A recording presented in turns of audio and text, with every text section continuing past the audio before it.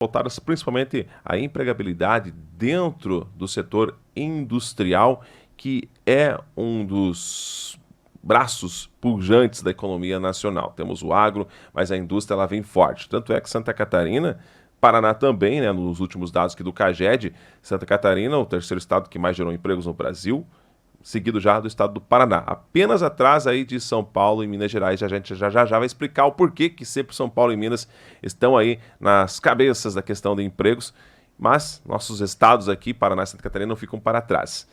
Bom, para falar sobre esse assunto, a gente está aqui com o agente de mercado do Senai de Porto União, com o Fábio Gregório Venâncio. Fábio, pandemia veio aí, né, para fazer um divisor de águas, atrapalhou principalmente o pessoal do comércio ainda, né, aos poucos está juntando os cacos, podemos usar esse termo, mas para a indústria foi um processo totalmente diferente, né? Como estávamos na questão industrial aqui no Brasil, aqui na nossa região, um pouquinho antes ali de março de 2020, quando começou a borbulhar os casos, principalmente na questão lá na Europa. Primeiro, né, o primeiro boom foi lá, depois que a gente sentiu aí o reflexo aqui no Brasil. Mas como estávamos antes da pandemia, falando na questão industrial? Então, Thiago, antes da pandemia, a gente estava numa evolução constante ali, crescimento bem empolgante, né? Principalmente a parte de Santa Catarina, ela estava evoluindo ali uma porcentagem bem boa mesmo, assim, sabe? Crescendo bastante, o investimento estava bem alto, o pessoal estava super empolgado, tanto que um dos objetivos da indústria era buscar aí um recorde, né? Então a empolgação estava bem alta, mas aí veio a pandemia que mudou praticamente tudo, né? Mudou da água para o vinho, mudou. Bom, aí veio, claro, a pandemia, a gente até conversava aqui rapidinho fora do ar. Primeiro, o grande mercado que sentiu isso foi o mercado europeu, né? Primeiro a gente lembra lá aqueles casos, em milhares de casos diariamente, Itália, entre outros, que são países importantes aqui para o Brasil na questão da exportação, né? E ali, no início, para o Brasil foi bom. E por que isso foi bom? Então, Thiago, no início foi bom, por quê? Porque os centros industriais europeus, eles entraram em lockdown, né? Porque, como você falou, a Europa explodiu o número de casos ali, então a decisão do governo europeu lá foi aplicar o lockdown. Aplicando o lockdown, todo o pessoal ficou em casa e as indústrias fecharam. Mas como o pessoal ficando em casa, ficando mais tempo em casa, eles começaram a perceber o que eles queriam mudar em casa, fazer um puxadinho, que a gente chama, né? Colocar uma porta, uma janela, mudar isso, mudar aquilo. E isso acabou aumentando a demanda da madeira, né? Mas como os centros industriais da Europa estavam fechados devido ao lockdown, o que aumentou foi a demanda do mercado brasileiro, o que por isso que para nós foi bom. Ali no primeiro trimestre de 2020 ali, que foi o início da pandemia mesmo, a parte mais pesada, a demanda aumentou ali quase 300%, né? Bem real mesmo, né? Esses dados eu tenho porque a gente conversou bastante com os empresários da região e isso vem da realidade mesmo, né? A demanda foi muito alta. Já para o segundo trimestre, a demanda continuou subindo, mas aí o Brasil começou a ser afetado já de uma forma mais pesada. Aí a indústria de Santa Catarina conseguiu fazer um acordo com o governo de que trabalharia com um pessoal reduzido. Então aí foi um desafio muito grande, eu acredito que histórico para a indústria de Santa Catarina, por quê? Porque o pessoal tinha uma demanda, a indústria teve uma demanda muito maior do que o normal e teve que trabalhar com pessoal reduzido. Então eu acredito que esse foi o divisor de águas mesmo, né? O pessoal teve que aceitar esse desafio e acredito que isso vai trazer um retorno a médio e longo prazo, assim, fantástico, porque foi uma oportunidade maior que a gente teve de mostrar a qualidade do nosso trabalho, né? Porque a gente já trabalha com exportação há muito tempo, mas acredito que nesse momento foi o que a gente pôde mostrar realmente que a gente faz um trabalho bem feito. Então, literalmente, a pandemia ela faz um divisor de águas. Você se reinventa cada dia, né? Enquanto, é claro, a questão do comércio, principalmente, foi bastante prejudicado, pois esse lockdown, embora no Brasil, lockdown mesmo, a gente falando aqui na nossa região, a gente fechou 2 semanas, lá em meados aí do ano passado. Né? Depois, obviamente, ainda com questões de restritos de público, obviamente alguns setores acabaram sofrendo mais, como os nossos artistas, por exemplo, agora que eles podem voltar aos poucos, tocar, enfim, eles são os últimos que estão voltando. Mas a indústria, literalmente, ela não parou, né? Eu lembro aqui, na nossa região, e o grande desafio foi convencer, talvez, porque ainda era tudo novo, não tínhamos vacina, um vírus novo, mas a gente não sabia como que isso se comportar. E como que foi justamente nessa parte, em convencer, é o seguinte, a gente está precisando trabalhar, a indústria aí tá pedindo, a demanda está alta, mas ao mesmo tempo você acaba ali com seres humanos, as pessoas, afinal, é algo novo. Como que foi esse desafio em convencer ali o funcionário, a pessoa, dizer, vamos continuar a trabalhar porque a visão empresarial é diferente do que naquele momento de terror, né? Porque foi de fato algo muito assustador. A gente via lá na Europa tanta gente morrendo diariamente, algo novo. A gente não sabia muito bem nem como que fazia a transmissão do vírus, né? E agora? Será que se eu pegar aqui eu já pego o vírus? Então, como que foi esse desafio para conseguir colocar na cabeça da pessoa, do profissional, em manter o foco mediante essa pandemia? Então, Thiago, foi um desafio realmente, né? Mas a indústria catarinense, a gente pode dizer que conseguiu praticamente tirar de letra esse papel, porque foi conversado, né, com os colaboradores em geral da indústria e até certo ponto, né, Thiago, a gente pode dizer que o pessoal mais aqui do Sul é aquele pessoal assim que ele pensa mais em trabalhar mesmo, né, ele quer trabalhar, quer ali ganhar o seu dinheiro de forma honesta, né, e quer merecer o seu dinheiro. E isso foi bom por quê? Porque a indústria em conversa com os colaboradores, oferecendo, claro, todos os cuidados, né? Com álcool em gel, máscara, proteção e tudo, né? Mas, assim, o combinado com os colaboradores das indústrias foi que a indústria continuaria, né? Com o pessoal reduzido até para evitar aglomeração, mas no primeiro sinal de contaminação, a indústria pararia. O que aconteceu aqui numa cidade pertinho de nós, aqui em Canoinhas, uma indústria teve um surto de Covid ali, né? No período desse surto a indústria parou, né? Parou de funcionar completamente, até todos os colaboradores contaminados se recuperarem e eles poderem retomar a produção com segurança, mas o primeiro ponto mesmo era a segurança de cada um, né?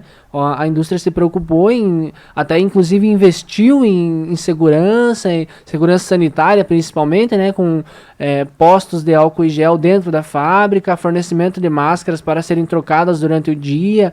Então a indústria se adaptou bastante quanto a isso para conseguir manter e aproveitar, né? Como você falou, para o olhar do empresário, aproveitar esse momento para se reinventar e aumentar a demanda, aumentar a oferta também.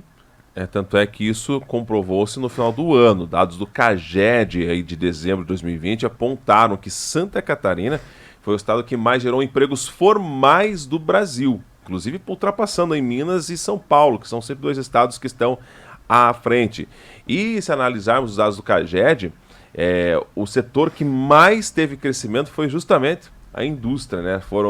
Eu não lembro qual que era o saldo positivo de número de vagas, mas para criar empregos formais, ou seja, de carteira registrada, o melhor resultado foi de Santa Catarina, ultrapassando grandes estados nessa questão também industrial, que temos outros estados muito fortes, foi justamente esse trabalho, né, de convencimento, primeiramente, naquele primeiro momento, e de aproveitar essa oportunidade. A gente está falando, né, que o mercado de trabalho ali exigiu da indústria, e os dados do CAGED estão aí para comprovar que a indústria realmente ela se deu bem em 2020, mesmo com essa pandemia. Né? Com toda certeza, Thiago. Esse é um resultado bem empolgante para a indústria, né? Que, como você falou, foi uma ocasião em que o mercado exigiu uma atitude rápida e a indústria catarinense conseguiu corresponder superando as expectativas, tanto que a gente está aí, né, liderando o nível nacional de empregabilidade e a indústria é o carro-chefe dessa produção de novos empregos. E essa oportunidade foi muito boa, porque gerando esses novos empregos no período da alta demanda, foi a oportunidade das pessoas entrarem no mercado de trabalho e ali se solidificarem, né? Buscarem ali uma profissão e por ali ficar. Então foi um resultado muito bom mesmo. Falando em questões aí de esses rankings, né, que sempre o Ministério, através dos dados do CAGED, divulga, né, a gente agora analisando, por exemplo, os dados de setembro, a gente está em outubro, então sempre é um mês anterior. Setembro aparece São Paulo, Minas Gerais, Santa Catarina, Paraná, como os 4 maiores empregadores a nível de Brasil. Qual é a diferença entre a indústria paulista, a mineira e a catarinense, que acabam sendo aí um top 3 na geração de empregos a nível de Brasil, né? Então, Thiago, a indústria mineira, ela é, na verdade, os olhos, a menina dos olhos, né? Porque Minas Gerais é a rainha do minério, né? Então, a indústria valorizou bastante a parte de Minas Gerais, por quê? Porque a parte de Minas, ela pega mais a parte da extração dos minérios, né? Que, principalmente a extração do ferro, que é a matéria-prima para o aço, né? Com exportação, bastante exportação, e com a alta do dólar, com a valorização do minério, Minas Gerais subiu bastante, né? Para Minas isso é muito bom. Isso justifica, né? Porque que Minas tá nesse ranking aí. E São Paulo é porque a São Paulo é a que a gente chama de Europa brasileira, né? O pessoal lá, tudo funciona, tudo tem, assim como tem o estado com um número maior de população, também é um estado com um número maior de empresas, tudo lá é maior, né? Tudo lá tem mais. Então, por isso que São Paulo e Minas ficam ali nessa liderança. Mas Santa Catarina já vem logo atrás, né? Liderando a região sul do país e já incomodando os maiores lá, né? Estamos nessa lista aí. Bom, Santa Catarina é conhecida, a gente pegar aqui a nível de estado, né? Temos grandes empresas, WEG, por exemplo, né? Temos tantas outras indústrias pujantes, grandes indústrias, que acabam fomentando a questão da criação de empregos. Dentro da indústria, quais são os setores aí que mais geram empregos? É realmente, por exemplo, motores elétricos, a WEG, temos aqui no Planalto Catarinense ainda a indústria da madeira. Temos como fazer uma espécie de mini ranking dentro da indústria? Quais são os setores mais pujantes? Então, a indústria de modo geral, né? Mas assim, ramificando a indústria, eu acredito que a parte metalúrgica e a parte de madeira, a parte também de elétrica, sejam ali os 3 que mais gerem empregos. Mas em Santa Catarina a gente também é muito forte na indústria têxtil. A indústria têxtil é muito forte na região de Brusque, aquela região ali tem a indústria têxtil coopera bastante para esse número aí. É bem importante também. Bom, mediante a esse cenário onde o estado Santa Catarina em específico aqui, né, que sempre está aí no ranking dos top 3 de mais geração de empregos, houve também muita questão aí dos aumentos dos preços, isso devido ao mercado externo, a variação do dólar. O brasileiro sente isso diariamente no preço só do combustível, mas isso acaba variando o preço de tudo, né? E para o mercado industrial, a questão do preço do dólar, nesse patamar elevado, é melhor? É melhor até se pensar em mais em exportar do que fabricar, como diz, para dentro do Brasil mesmo? Como que é essa questão para a indústria quando o dólar está lá em cima? Então, realmente, para as indústrias que trabalham com exportação, quanto mais alto tiver o dólar, melhor para a indústria, né? Claro que é através do dólar também que se baseia os custos de produção, os gastos que a indústria tem. Mas na hora de vender o produto pronto, quanto mais alto tiver o dólar, mais a indústria vai ganhar. Agora, já as indústrias que não trabalham com exportação, elas já são um pouco mais prejudicadas, porque elas só vão acompanhar essa variação no dólar na hora de comprar a matéria-prima, né? Mas na hora de vender, eles já não vão estar nessa participação, então vai ser um pouco pior, né, esse resultado. Mas a indústria catarinense, sim, ela tem muita empresa que trabalha com exportação. Então, para Santa Catarina, para as indústrias de Santa Catarina, a alta do dólar em si traz a sua vantagem, né? Porque, como você falou, o dólar alto, o preço do combustível alto, tudo sobe, a gente acaba se prejudicando com isso. Mas, né, tem um ponto bom também, que na hora de vender a gente acaba ganhando um pouquinho mais também.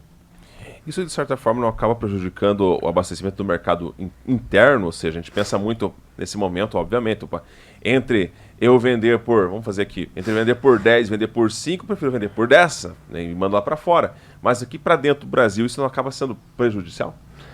Então, Thiago, isso com certeza prejudica um pouco, né, o mercado interno.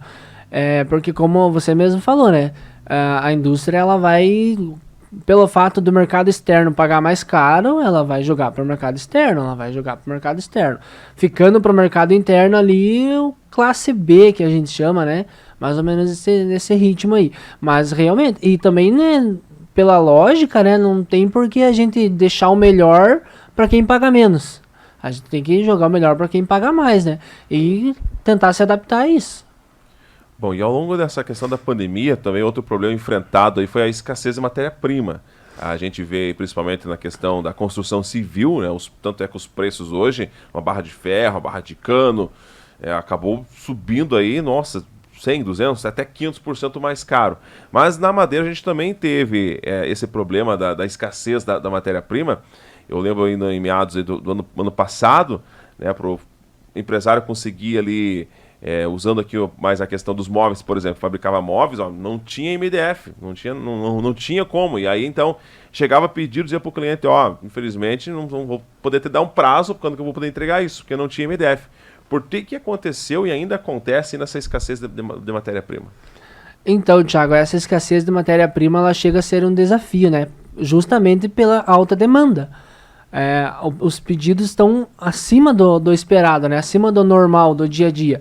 Então a alta demanda acaba fazendo com que a matéria-prima seja escassa. Por isso que o preço também sobe. Mas aí que entra a parte da inovação da indústria, né? Por isso que hoje, né, nós temos indústrias que estão produzindo móveis com material reciclável, com parte de plástico. Eles estão diminuindo a porcentagem de participação da madeira na produção deles, justamente para não ter essa dependência de matéria-prima.